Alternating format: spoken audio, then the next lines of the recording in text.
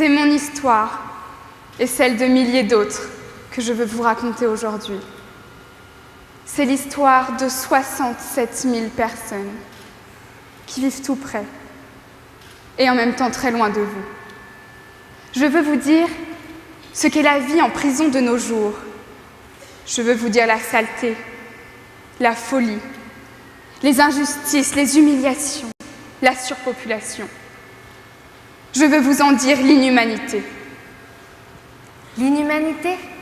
Qu'est-ce que l'inhumanité? Le vol, le crime, le viol, le meurtre ou la privation de liberté? N'oublie pas que le criminel, c'est toi. Tu n'es pas la victime du système carcéral, tu en es la raison. Présomption d'innocence. Un accusé est innocent tant que sa culpabilité n'a pas été légalement établie. Coupable? Je le suis déjà à leurs yeux. Pourquoi suis-je enfermée dans cette maison d'arrêt avec des gens déjà condamnés? Pourquoi n'ai-je pas le droit à cette présomption d'innocence? Que veut-il? Peut-on laisser aux délinquants, aux criminels, aux fous, la liberté de se promener en pleine rue? Ont-ils laissé le choix à leurs victimes, eux? Nous, le peuple, avons le droit à la sécurité, mesdames, messieurs. 4 ans, 50 mois, 1521 jours que j'attends mon procès. Alors peut-être que je serai acquittée, mais déjà rongée par l'angoisse, par l'attente, détruite. Les conditions de vie en prison ne peuvent pas être aussi difficiles. En France, dans le pays des droits de l'homme, dans un pays dont la devise est liberté, égalité et fraternité. La surpopulation en prison, tout le monde est au courant, mais qui? Qui réalise réellement ce qu'elle implique? Aujourd'hui, je vis avec 3 autres types dans ma cellule. Elle fait 9 mètres carrés, messieurs, dames. 9 mètres carrés pour 4. Bien sûr, je compte les lits, je compte les toilettes. Seulement 3 lits. 3 car le 4e dort par terre, à même le sol. Pas de place pour lui. La promiscuité toute la journée, toute la nuit. Voilà la réalité de la surpopulation, messieurs, dames.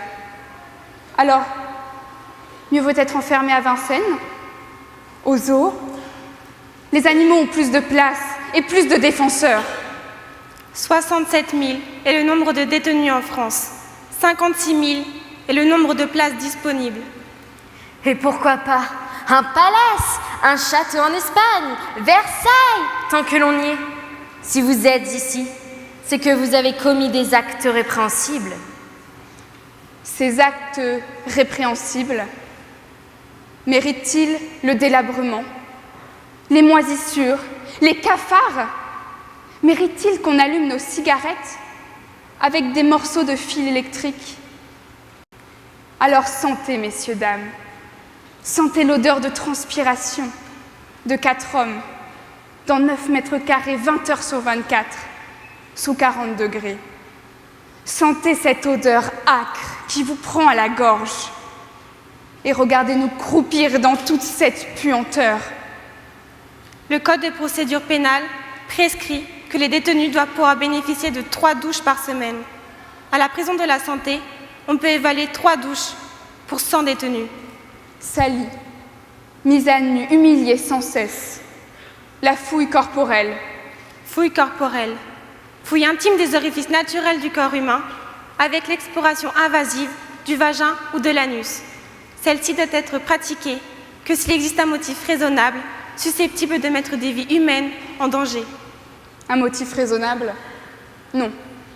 Elles sont systématiques. Par mesure de précaution ou pour nous dépouiller un peu plus de notre dignité. Enfin, dignité.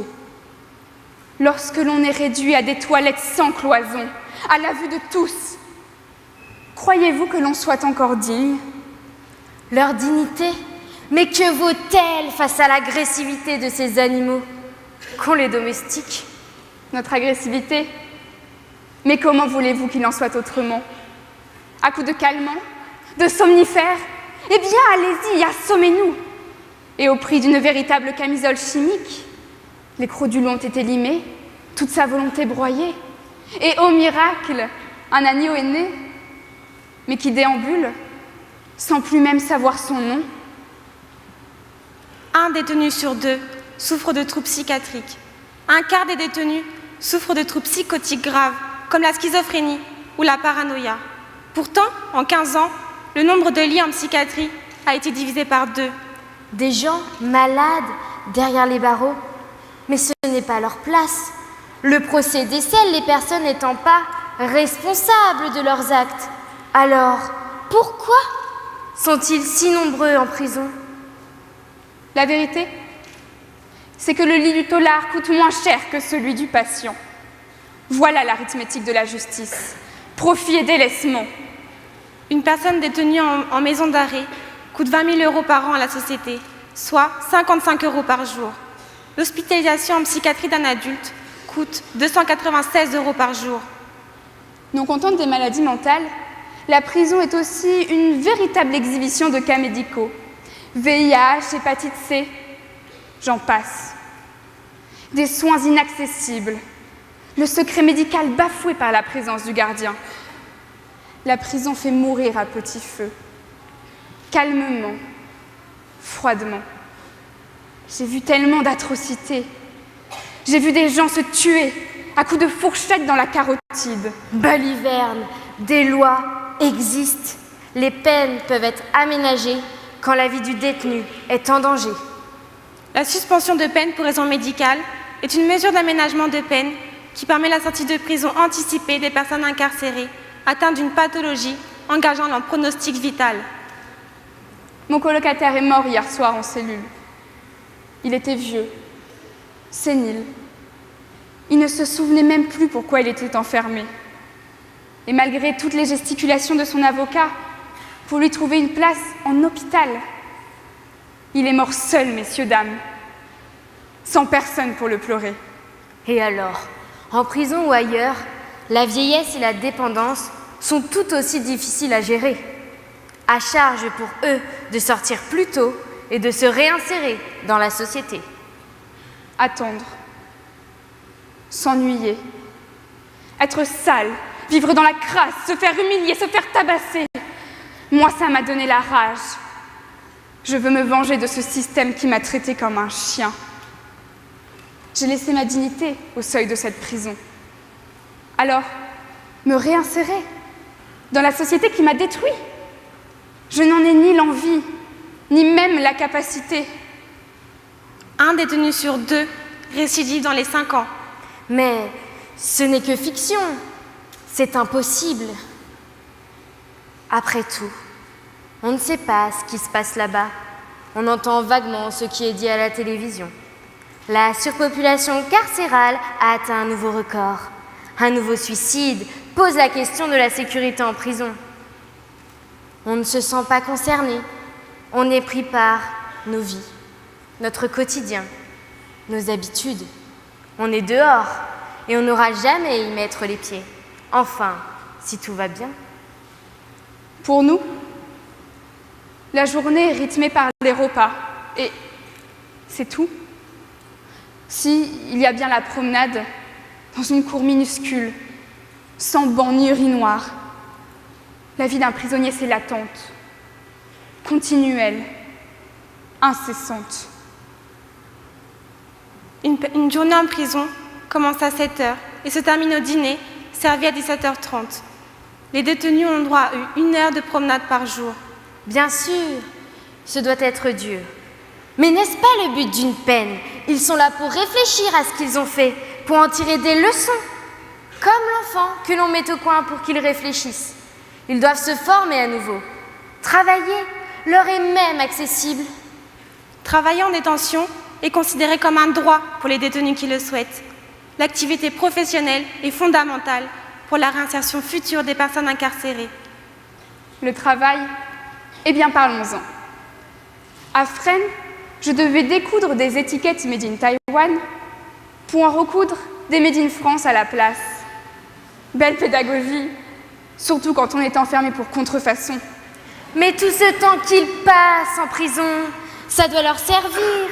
Une fois leur peine purgée, à leur place, nous ferions tout pour ne pas y retourner. Et quel est le résultat lorsque l'on met des hommes désœuvrés ensemble?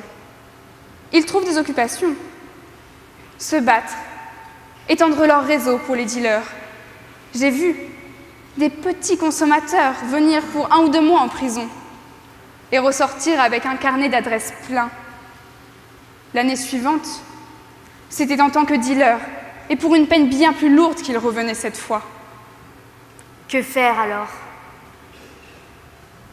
Article 3 de la Déclaration universelle des droits de l'homme. Tout individu a droit à la vie, à la liberté et à la sûreté de sa personne. Article 5 de la Déclaration universelle des droits de l'homme. Nul ne sera soumis à la torture, ni à des peines ou traitements cruels, inhumains ou dégradants. Article 11 de la Déclaration universelle des droits de l'homme. Toute personne accusée d'un acte délictueux est présumée innocente tant que sa culpabilité n'a pas été légalement établie au cours d'un procès public où toutes les garanties nécessaires à sa défense lui auront été assurées. Mesdames, Messieurs, il est temps que la France cesse de recevoir des condamnations de la Cour européenne des droits de l'homme, du Conseil de l'Europe et de l'Observatoire international des prisons. Toutes ces instances qui, chaque année, font état du non-respect de la Déclaration universelle des droits de l'homme. Et cela, mesdames et messieurs, est irrecevable dans un pays qui se veut le porte-parole des droits de l'homme. Se venger est de l'individu, punir est de Dieu. La société est entre deux. Elle ne doit pas punir pour se venger, mais corriger pour améliorer. Victor Hugo.